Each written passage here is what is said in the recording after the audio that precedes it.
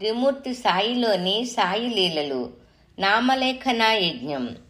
అనుకున్న శుభముహూర్తం వస్తున్నా ఆ విగ్రహాలు ఎక్కడ ప్రతిష్ఠించాలో స్వామి ఎవరికీ చెప్పలేదు.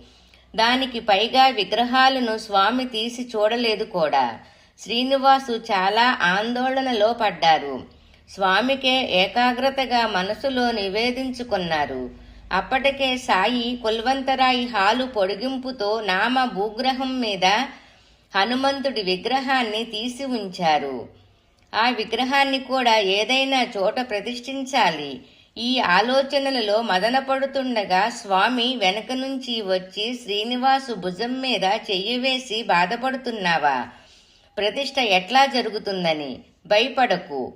నువ్వు నా పని చూచిపెడుతున్నావు. నేను నీ పని తప్పక చూస్తాను అంటూ ఆయనను కుల్వంతరాయి హాలు బయటకు తీసుకొని వెళ్లి గోపురం దగ్గర హాలు ప్రారంభములో స్థలం చూపి సీతా రామ లక్ష్మణ ఆంజనేయులకు ఆ స్థలం బాగా ఉంటుందా అని అడిగారు. శ్రీనివాసు స్వామివారి అపార కరుణకు గద్గద కంఠంతో కృతజ్ఞత చెప్పుకున్నారు. అంతకన్నా మరే మంచి స్థలం ఉండబోదు.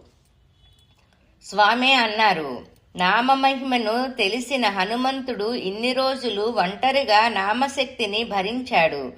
కానీ ఇకపై ఆయనకు వీలు కాదు.